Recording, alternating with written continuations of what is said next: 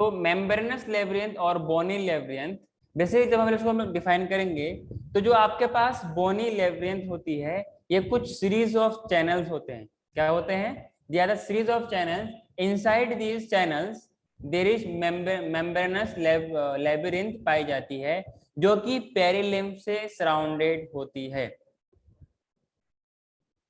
किससे सराउंड होती है? जैसे फॉर एग्जांपल जो आपके पास एनसीईआरटी में डायग्राम अवेलेबल है अपने पास, कुछ इस तरीके का आपको स्ट्रक्चर दिख रहा होगा। क्या? अरे हाँ कि है, ऐसा है कि नहीं बोलो।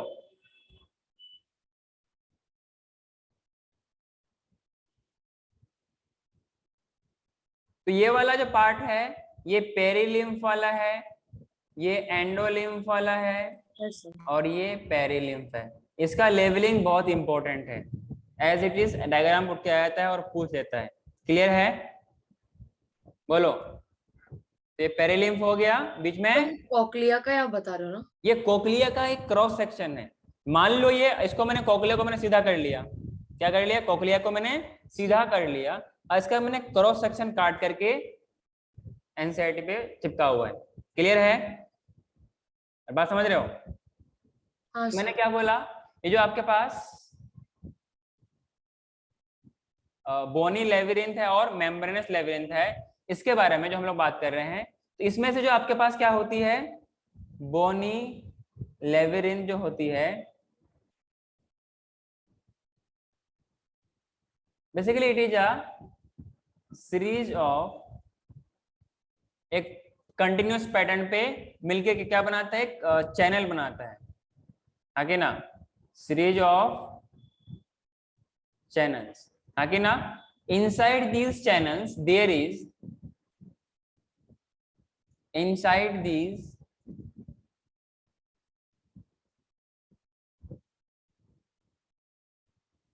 क्या होता है? मेम्ब्रेनस लेविरिंथ होता है।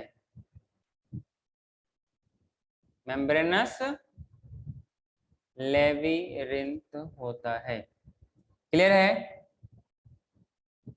और ये जो कैविटी है, ये जो चैनल है, that is surrounded by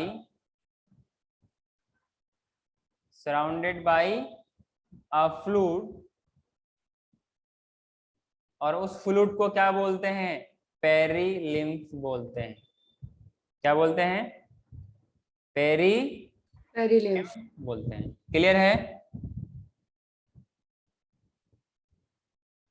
and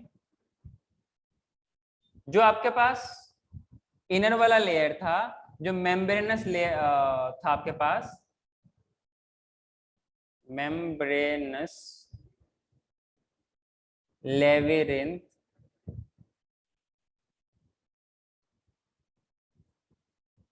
is filled with endolymph. कितना, क्या इतना याद रखोगे? Filled with endolymph. जो अंदर है तो एंडोलिम्फ, जो बाहर है तो पेरिलिम्फ। हाँ कि ना? इसके बाद एक डायग्राम बनाना है। कौन सा? अभी मैं दिखा रहा हूं।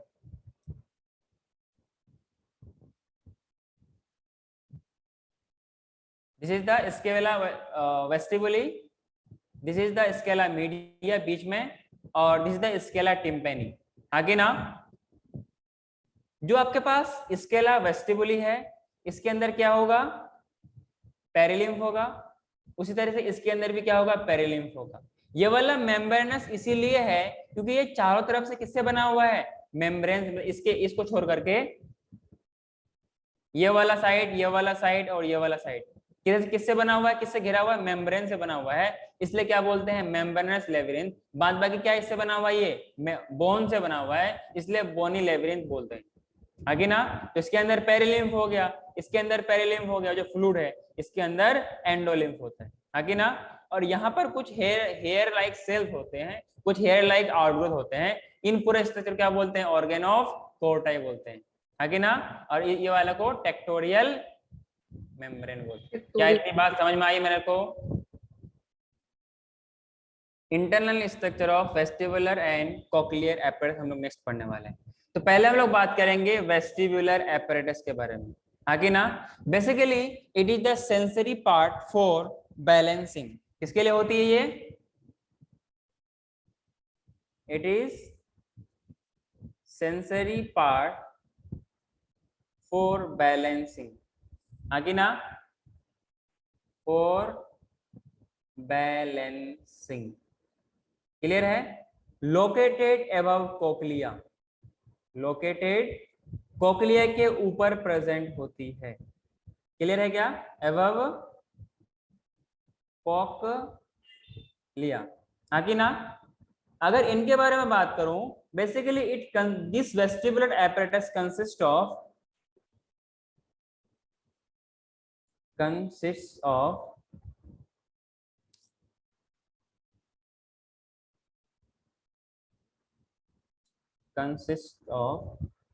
पहला इसमें क्या होगा?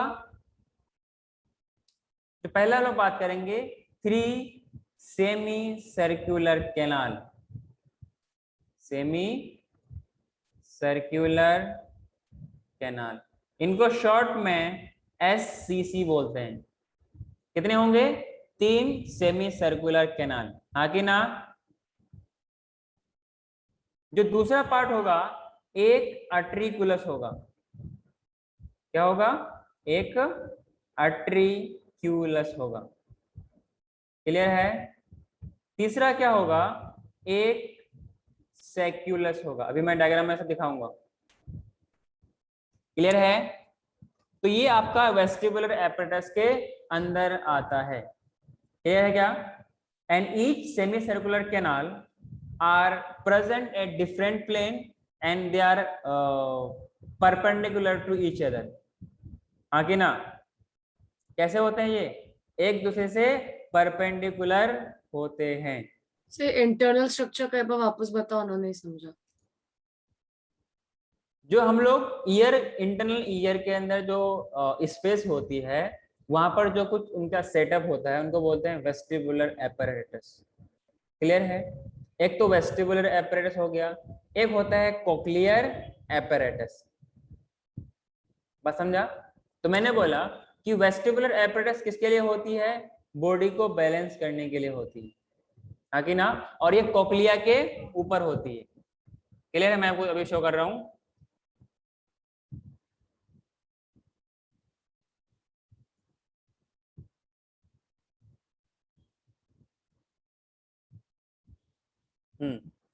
ये बेसिकली क्या है?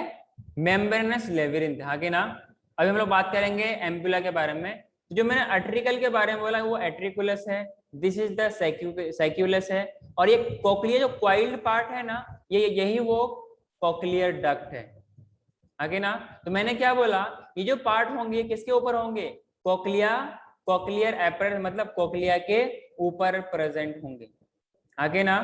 कोक्लिया के ऊपर प्रेजेंट होगा। बाकी यहाँ पर एक कैविटी बनेगी, उस जो मतलब बेसिकली एक होता है एम्प्यूला, जो बल्ज पार्ट होती है ना, उसको क्या बोलते हैं? एम्प्यूला बोलते हैं। क्लियर है? सर नहीं समझा। सर आपने तो वो जो क्रॉस सेक्शन ऑफ कोक्लिया बताया था, उसमें जो स्केला मीडिया था, उसमें हाँ आपने बोला था कि मेम्ब्रेनस लैबिरिंथ होता है, हाँ। इसमें एंडोलिम्फ होता है। तो आप बोल रहे हो कि ये कोक्लिया के ऊपर होता है, बड़ी तो पार्ट ही है ना कोक्लिया का। नहीं, कोक्लिया का पार्ट नहीं है। अब ये वाला डायग्राम देखिए, अंदर का डायग्राम है ना सर ये तो। जिसे ये दिख रहा है आपको, क्या ये यस। दिख रहा है? ये हम लोग इस सेटअप की बात कर रहे हैं। ये कोक्लिया ये रहा ना, इसके ऊपर ये प्रेजेंट है। हाँ। हम लोग इसी, ये जो अभी जो हम डायग्राम पढ़ रहे थे ना, वो ये वाला डायग्राम था। दिख रहा है? मतलब वो एक्सटर्नल स्ट्रक्चर बता रहे हो? इसका स्ट्रक्चर मतलब जो, हाँ सर समझा। मतलब ये वाला कोक्लिया है आपके पास, उसके बट ऊपर आपने मेम्ब्रेनस लैबिरिंथ बोला, वो तो आपने ये कोक्लिया ये के क्रॉस वो सेक्शन में। कोक्लिया का पार्ट है, वो कोक्लिया का क्रॉस सेक्शन है। हाँ। समझे ना? हाँ सर। लेकिन एक्चुअली कोक्लिया यहाँ से शुरू हो रही है, ये वाला। तभी तो वहां पे ये ज्वाइंट था ना, उस किस पे? ओवल विंडो पे। याद है? नहीं अरे ईयर जो ऑसिकल्स थे, जो लास्ट में स्टेपिस था, वो हाँ ओवल वेंटेज तो अटैच था ना। हाँ, ओवल विंडो और नीचे वो राउंड मिलकर क्या बनाया था, कुछ सीरीज ऑफ चैनल्स बनाया था। वहां बना। पर पेरिलिम था और एंडोलिम को there is field full fluid है, जो कि हाँ स्केला टिम्पेनी, स्केला मीडिया और क्या था बताइए, स्केला वो टिम्पेनी, मीडिया और केला स्केला टिम्पैनी। वेस्टिबुली। और उसी के ऊपर क्या होता है, वेस्टिबुलर एपरेटस होती है। क्या मेरी बात समझे? हाँ सर। कोई दिक्कत? तो स्केला वेस्टिब्यूलाई के ऊपर वेस्टिबुलर अपार्टस होता है, और एक कॉक्लियर अपार्टस कहाँ पे होता है? अभी अभी कोक्लियर एपरेटस पढ़े क्या हम लोग? अभी अभी तो सिर्फ वेस्टिबुलर एपरेटस को ही इसको हम लोग पढ़ रहे हैं, समझ रहे हो? समझा। हाँ सर, मतलब वो कोक्लिया के ऊपर ही होगा, मतलब समझा। आपको डायग्राम में नहीं दिख रहा है? यहाँ पर देखो, मैं इरेज कर रहा हूँ, दिख रहा है अब? हाँ ये वाला जो पार्ट है, ये वाला जो पार्ट आपको दिख रहा है, इसको आप थोड़ा ध्यान दीजिए, और ये वाला डायग्राम को ध्यान दीजिए। हाँ सर, सेम है वो दिखा। कुछ है सिमिलरिटी? बस हाँ इसको घुमा के दे दिया गया। एक्चुअली ऐसा था, इसको ऐसे कर दिया गया है। ठीक है, हाँ बिल्कुल वही है। ठीक है ना? सो तो स्कीम ऑफ मेम्ब्रेनस लैबिरिंथ क्यों लिखा है नीचे? नहीं नहीं नहीं, ये मेम्ब्रेनस लेब्रिंथ इसलिए लिखा है क्योंकि जो यहाँ पे ये जो बीच में कनेक्टेड थी उसकी ना, हाँ सिर्फ मेम्ब्रेनस का मतलब सिर्फ वहीं पर नहीं है मेम्ब्रेनस लेब्रिंथ। हाँ, मतलब कॉक्लिया मतलब के बाहर। मेम्ब्रेनस लेब्रिंथ का मतलब क्या है, जो मेम्ब्रेन से बना हुआ कैविटी, जो सीरीज ऑफ चैनल्स है। एक तो बोनी लेब्रिंथ था, एक तो बस बोनी मुझे लेब्रिंथ वो था। लगा कि वो ऊपर नीचे वो बोनी है और अंदर का खाली मेम्ब्रेनस है। हाँ सर, समझा। तो इधर भी है ना। तो खैर ये सब बहुत हायर चीज है, उतना मैं आपको जाने के लिए नहीं बोलूंगा, ठीक है? हाँ ना सर। फिर आज यहीं पे रह जाओगा, आज अपना लेक्चर खत्म भी नहीं हो पाएगा। मैं आगे बढ़ूं? हाँ हाँ सर। सर, वो 3 पॉइंट लिखना था, एक बार दुख हो गया। Hello. Yes sir. These are somewhat canal-like structure, but they are not completely circle. So they are considered, they are called as semi-circular canal. एक ये वाला है, the second one and the third one. If you analyze these structure, all these are perpendicular to each other as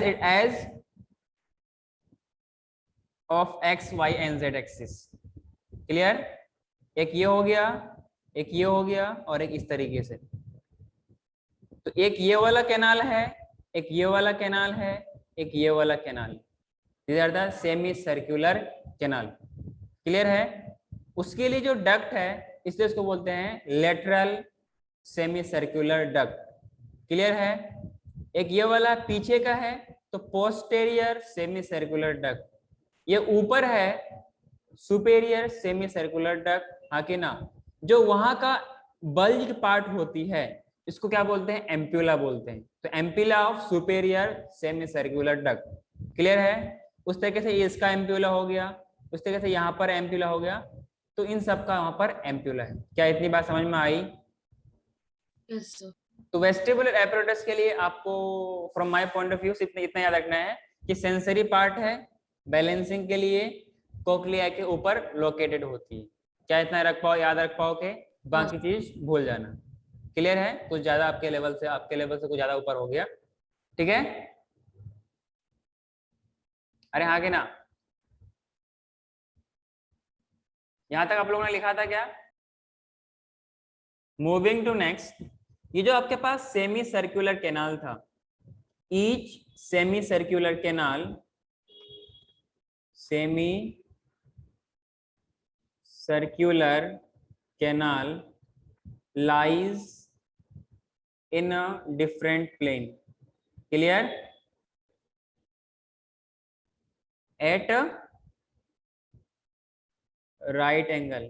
हाँ कि ना? बिल्कुल x Y Z axis की तरह, टू ईच अदर। क्या मेरी बात समझ रहे हो आप लोग? अरे बोलो ना। हाँ सर। उनके जो बेस होंगे, एनसीईआरटी में लेवलिंग नहीं है, आप चाहो तो मैं आपको डायग्राम भेज दूंगा, ठीक है? So the base of canal, the base of canal is swollen। कैसा होता है वो? फूला हुआ था कि नहीं था? स्वलन स्ट्रक्चर, जहाँ पे हम लोगों ने फेलोपियन ट्यूब में पढ़ा था एम्प्यूला के बारे में, याद है क्या? एम्प्यूलरी इस्थमिस जंक्शन सब एंड ब्रेस्ट एम्प्यूला। में भी था एम्प्यूला। हाँ, ब्रेस्ट में भी जो बल्ज होता है ना, उसको बोलते हैं एम्प्यूला। और इनके पास क्या होती है? It contains which contain projecting ridge, आगे ना, कंटेन प्रोजेक्टिंग रिज, आगे ना, इसको बोलते हैं कॉल्ड क्रिस्टा एम्प्यूलरिस, क्रिस्टा एम्प्यूलरिस। ब्रैकेट में इसको क्रिस्टा भी बोलते हैं, ठीक है? क्या बोलते हैं इसको? इनके पास कुछ हेयर सेल्स हैं, विच हैज हेयर सेल्स, जो कि बॉडी के बैलेंस को और पोस्चर को मेंटेन करने में हेल्प करता है। कोई दिक्कत है क्या आपको? नहीं सर। पक्का?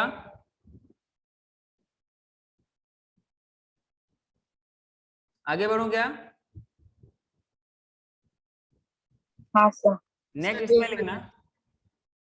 नेक्स्ट इसमें लिखना द आर्टिकल्स, आर्टिकुलस को क्या बोलते हैं? आर्टिकल्स बोलते हैं।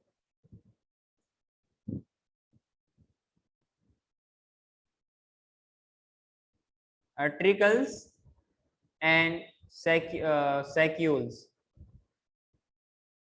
क्या बोलते हैं? सैक्यूल्स contain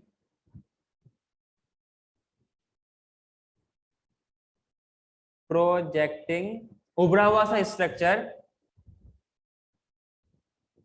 ridge called macula, macula. Clear है? हम जो 2 डायग्राम्स बनाने हैं आपको ग्रुप पे भेज दोगे? मैं भेज दूंगा उसको। एक तो आपको कोक्लिया का क्रॉस सेक्शन बनाना है, एक ईयर का बनाना है, बाकी सब चीज आपको अपने पास रखनी है, बनानी नहीं है, ठीक है? ताकि जब पढ़ो तो आपको कुछ डाउट ना हो। इतनी बात समझे क्या तुम लोग?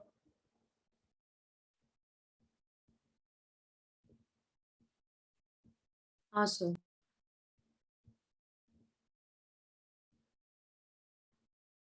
आगे बढ़ूं?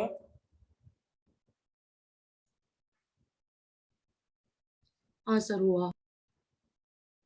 नेक्स्ट पॉइंट लिखना, ये जो हमने क्रिस्टा और क्या पढ़ा? मैक्यूला, आगे ना, क्रिस्टा एंड मैक्यूला। कौन सा क्यूला? अरे बोलो ना। मैक। मैक्यूला, ठीक है ना? This crista and macula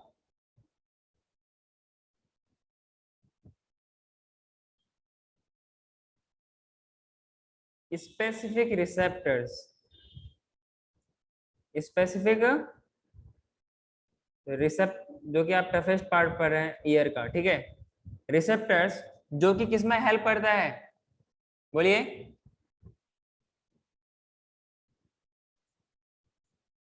of vestibular apparatus, vestibular apparatus responsible for, maintenance of body. responsible for maintenance of balance of the body and posture। कोई दिक्कत? तो जब आप चलते हैं और जब आप दौड़ते हैं, तो हमने यहाँ पे 2 अलग अलग नाम पढ़ा ना, इसलिए मैंने यहाँ पे कुछ जगह खाली छोड़ दिया। क्या मेरी बात समझ रहे हो तुम लोग? क्या मेरी भावनाओं को समझ रहे हो? इसलिए मैंने कुछ जगह यहाँ पर छोड़ दिया। ये आपको किसी बुक में लिखा हुआ नहीं मिलेगा, पर बहुत सारे रिसर्च करो तब जाके आपको मिलेगा। ये जो मैक्यूला होता है ये स्टैटिक पोजीशन में काम करता है, जब आप रुके हुए रहते हो। कौन सा पोजीशन पे? Static position. जो क्रिस्टा काम करता है ये डायनेमिक पोजीशन में काम करता है। हाँ, मतलब डायनेमिक इक्विलिब्रियम। कौन सा? जैसे आपने पढ़ा होगा ना थर्मोडायनेमिक्स, इक्विलिब्रियम। अरे हाँ कि ना? अरे बोलो तो। हाँ सर। तो मतलब Crysta works under dynamic equilibrium, मतलब जब दौड़ते हो, और मैक्यूला इन स्टैटिक पोजीशन, सिर्फ दौड़ना ही, जब चलते हैं तो उस समय किस में आएगा? डायनेमिक में आएगा। ठीक है ना? तो ये दोनों अलग अलग तरीके से इस तरीके से काम करता है। क्लियर है? बोलो ना। क्लियर। याद रखने के लिए सी डी याद रखना है, C for crista, D for dynamic, and M for macula, S for macula. Static, C D M S. आगे ना? क्या इतनी बात आप सबको समझ में आई?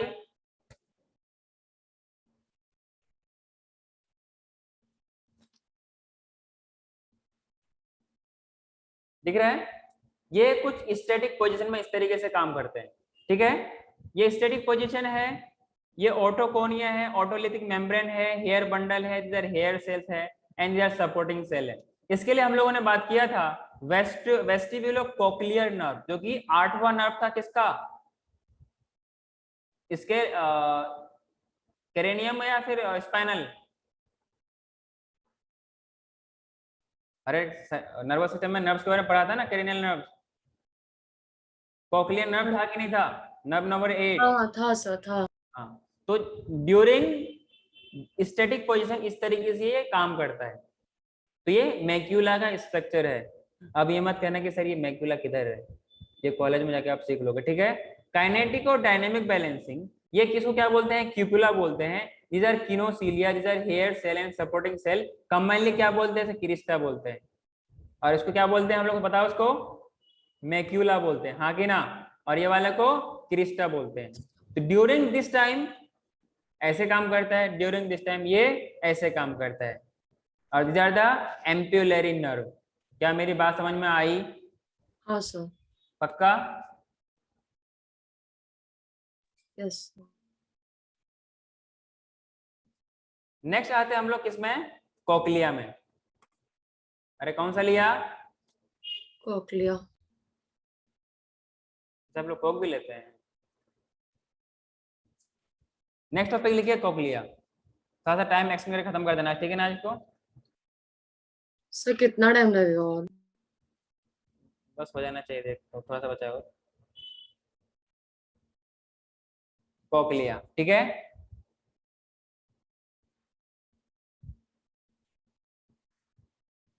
एक मिनट।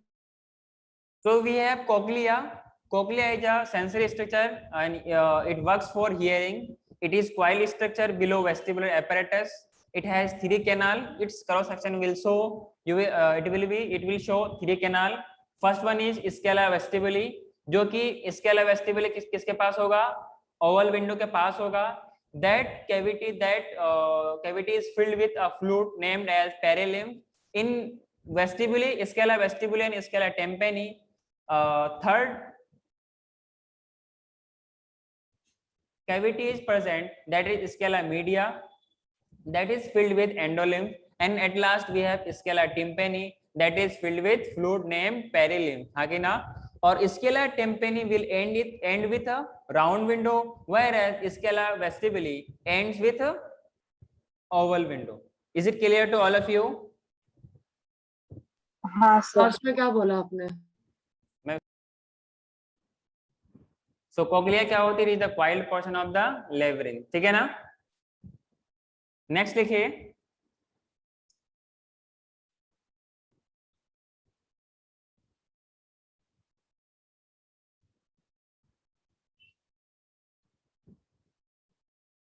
स्केला वेस्टिबुली, जो ऊपर था ना,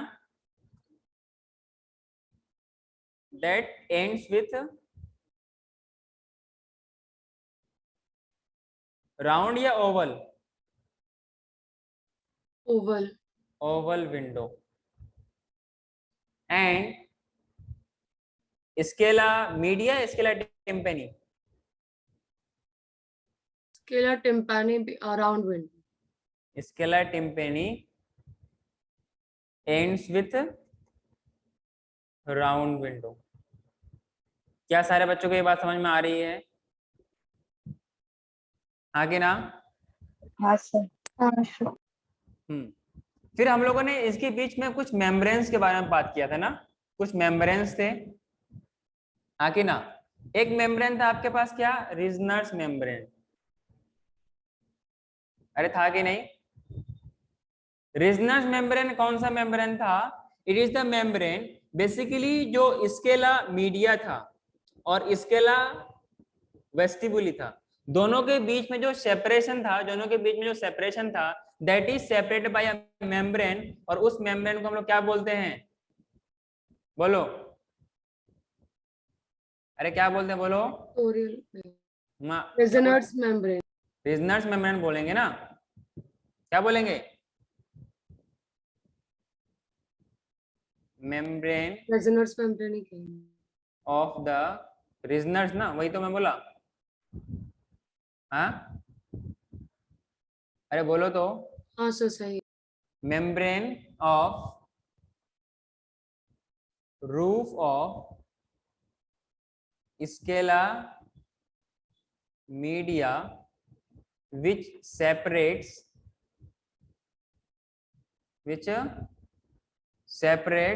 scala vestibuli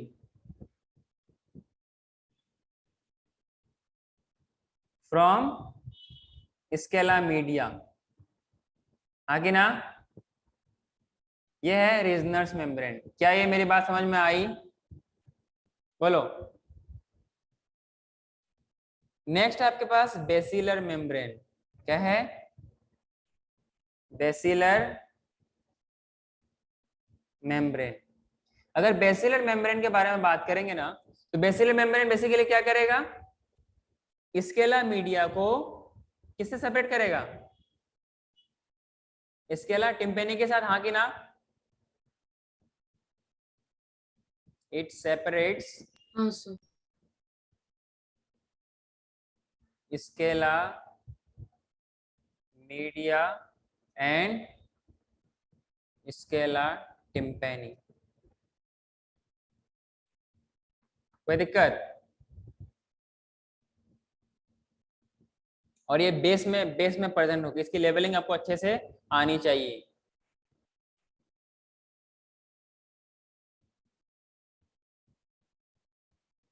क्लियर? हाँ सर। आगे बढ़ूं? सर और कितना है इसमें? 5-10 मिनट तो हो जाएगा। ठीक है सर। खत्म कर लेते हैं इसको ना, तब तक शुरू होते रहेंगे। आगे बढ़ूं?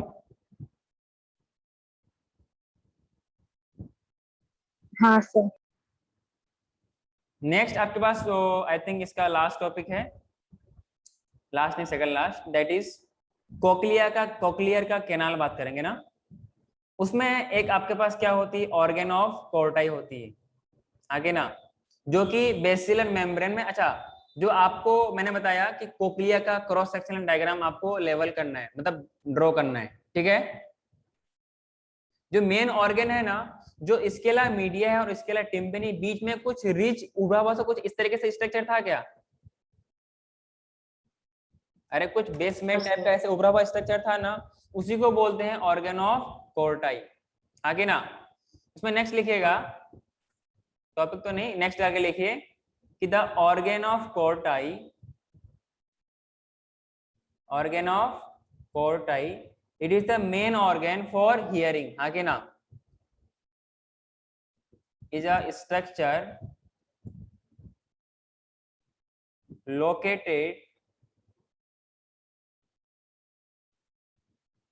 at the base of at the basilar membrane, आगे ना,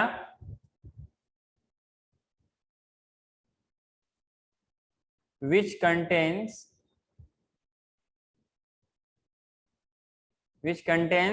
hair cells, आगे ना, that acts as auditory receptor, auditory receptor.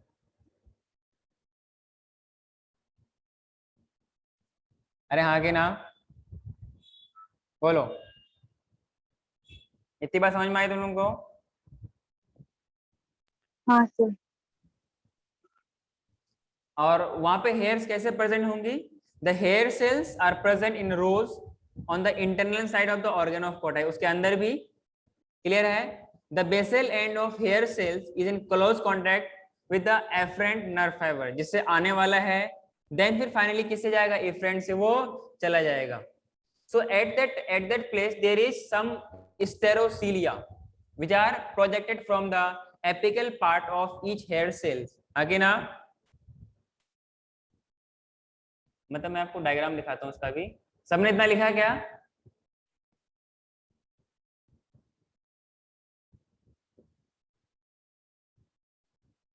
हाँ सर। हाँ सर।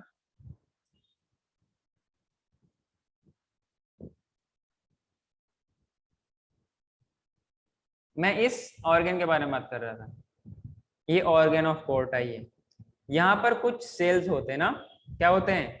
कुछ सेल्स होते हैं। और इसके ऊपर यहाँ पे क्या था आपके पास? टेक्टोरियल मेम्ब्रेन था। क्या था? Tectorial membrane. बेसिकली जो यहाँ पे हेयर्स होता है, साउंड को यही रिसीव, यही इम्पल्स को आगे ट्रांसमिट करता है, और इन्हीं के थ्रू हम इसको सुन पाते हैं। क्लियर है? अरे बात समझ में आई क्या? समझा। इस रेंज में सुनते हैं। तो इन mechanism of hearing the Audible range आपके पास कितनी होती है? 20 20 hertz to 20,000 hertz. 20 to 20,000 hertz. आगे ना, ये क्या हो गया? Sound wave.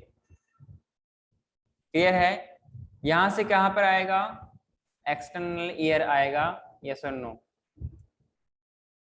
बोलो। देन फिर वहां से थ्रू ऑडिटरी मीटर्स कहां जाएगा? ईयर ड्रम जाएगा। अरे हाँ कि ना? फिर वहां पे क्या मिलेगा? मिस मिलेगी। कौन मिलेगी? मिस मिलेगी। और मिस क्या होता है? ईयर ऑसिकल्स होता है कि नहीं? बोलो। देन फिर मिलेगा आपको ओवल विंडो। देन क्या मिलेगा? ओवल विंडो मिलेगा। देन फिर क्या मिलेगा आपके पास? कॉकलिया। क्या लिया? कॉकलिया। देन फिर मिलेगा आपके पास बेसिलर मेम्ब्रेन। और वहीं पर क्या होता है? हेयर सेल्स होते हैं। क्या होते हैं? बोलो। क्या होते हैं? हेयर सेल्स होते हैं। जैसे ही वो साउंड अंदर, जो वेव्स अंदर आएगा, वाइब्रेशन को तो जो इम्पल्स आएगा, वहां पे क्या क्या करेगा? उनके आने की वजह से हेयर्स में कुछ बेंडिंग होगी। क्या होगी? Bend the hair cells. आगे ना, which will press them against the tectorial membrane। जो वहां पे टेक्टोरियल मेम्ब्रेन था ना, उसके अगेंस्ट में, मतलब कि जैसे वहां पे आपका साउंड आएगा, जब साउंड की वेव आएगी, तो उनकी वजह से जब प्रेशर पड़ने की वजह से उसमें बेंडिंग होगी। मतलब अगर आपका टेक्टोरियल मेम्ब्रेन इधर था, उसके अगेंस्ट मतलब इस साइड क्या बोल जाएगा, मतलब कि बेंड कर जाएगा। हाँ कि ना? मान लो हेयर सेल आपके पास ऐसे था ना, तो इधर फोल्ड कर जाएगा, मतलब ऐसे हो जाएगा। क्या मेरी बात समझ में आई? हेलो? हाँ सर। अगेंस्ट, बोलिए। Tectorial membrane.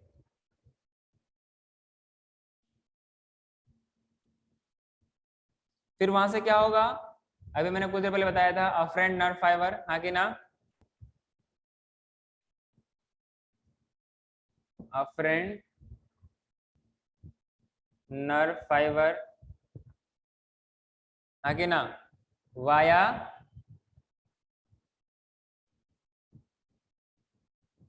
था, मतलब अफरेंट नर्व फाइबर था। इनके थ्रू वाया, बोलिए, जो विजुअल के लिए विजुअल नर्व्स थे, तो इनके कौन सा होगा? ऑडिटरी नर्व होगा कि नहीं होगा? बोलो। होगा। ऑडिटरी नर्व, जिनकी वजह से वहां पर था विजुअल कॉर्टेक्स, यहाँ पर होगा ऑडिटरी कॉर्टेक्स। यस और no? Auditory cortex area where sound analyzed and recognized। ये बोलते हैं ना, हेलो आप कौन, पहचाना नहीं, अरे हाँ जी हाँ कि ना, याद करो, अच्छा हाँ आवाज जानी पहचानी लग रही, कुछ बताइए, तो इस तरीके से हम लोग पहचान लेते हैं। तो this is the mechanism of hearing. एक स्टडल के पॉइंट लिख लेना, जो ईयर ऑसिकल्स होते हैं ना, इनका काम क्या होता है? ईयर ऑसिकल्स, इनका बेसिकली काम ये होता है, इट इंक्रीजेस द एफिशिएंसी। मतलब कहीं ऐसा ना हो कि जो साउंड वेव आया हो धीरे आते आते वो खत्म हो जाए, तो फिर जो जिस लेवल पे हम सुन सकते हैं उस लेवल तक ये मेंटेन रखता है। कौन? ईयर ऑसिकल्स, हाँ कि ना? It increases the efficiency of transmission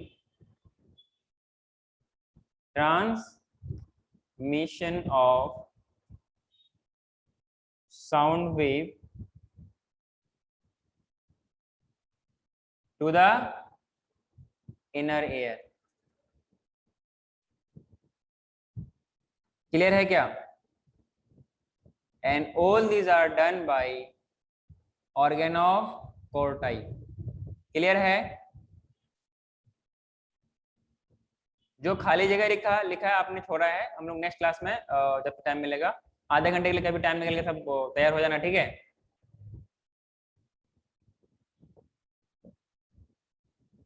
क्या सर? चलेगा।